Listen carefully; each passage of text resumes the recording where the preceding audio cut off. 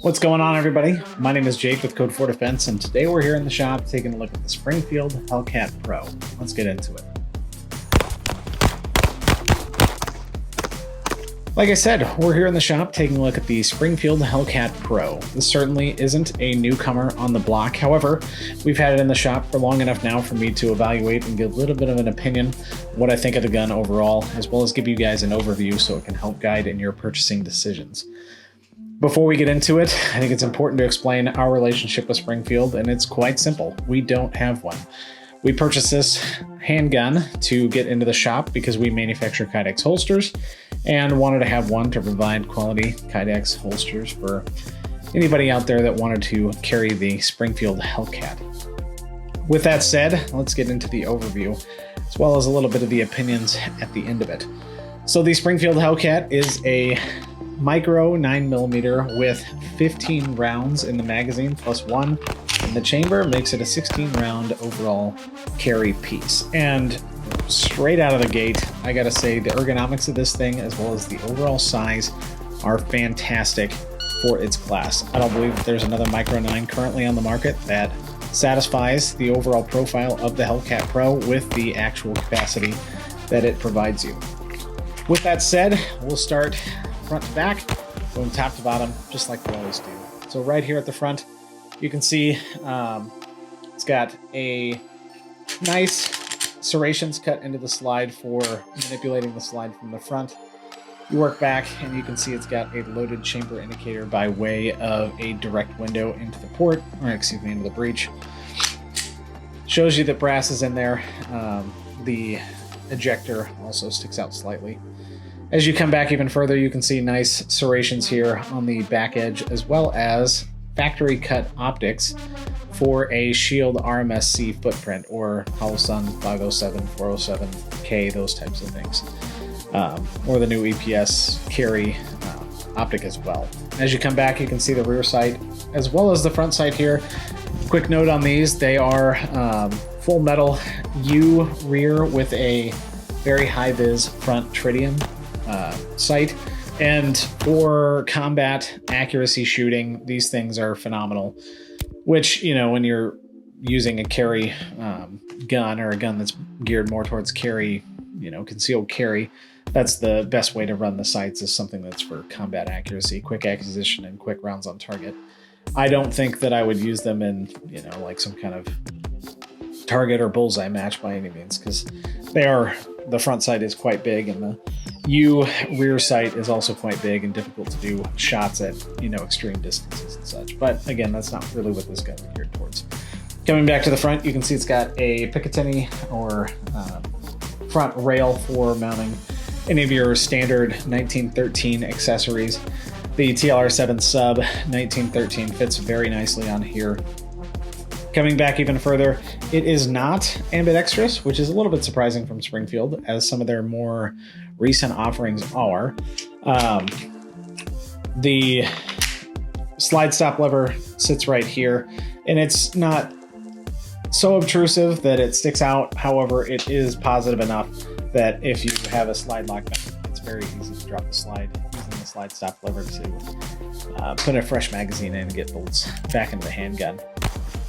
Coming back even further, nice little beaver tail sticks down past the firearm, makes it easy to get a good purchase on the gun and get a nice high grip for doing rapid firing, that type of thing. As we come back kind of more down the grip here, you can see it's got really, really nice stippling all throughout, as well as really nice ergonomics along the grip here of the handgun as well. You can see the magazine release right there, and works, you know, just as you would expect. Magazines drop free very nicely, and it comes down to a non-flared mag well right there at the end, where the 15 round magazine fits nice and flush along the bottom. So that's just a very brief overview with some close-up shots of the Hellcat Pro, so you can get kind of a idea of what it looks like in your hands. We'll ghost the trigger here so that you can get a little bit of an idea of what the trigger feels like, but that's the wall right there. So probably 5 millimeters of travel, or a little bit more actually. A lot of take up, but man, when you hit that wall, This is me applying pressure, and it just breaks. Here's the reset. Right there, very audible, nice click, and it just breaks. No creep, no over travel. The trigger in this thing is actually really, really nice from Springfield. Kind of surprising for a striker fire polymer frame handgun to have a trigger this nice, but man, it is crispy. Kind of the overall impression of this thing. It's about the same size as the Glock 43X, which is sad for Glock because that's a 10-round handgun. This is a 15.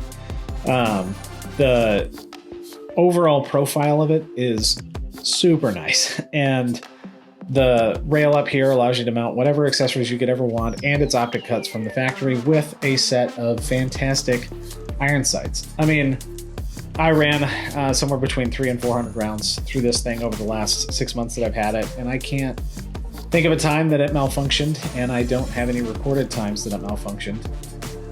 To be quite frank, it's a great gun, and it's disappointing on one end because you've got all these companies out there providing solutions for concealed carry that Glock just seems to be unwilling to do, and I really, really hate comparing things to Glock. I do. However, they're kind of the de facto reliable polymer framed gun out there, and it's almost impossible not to compare it to a Glock because almost everybody in the gun community has held a Glock and shot a Glock, so it's difficult when a newcomer comes to not compare it to that. However, this thing, in my opinion, is better in every way than a Glock 43X.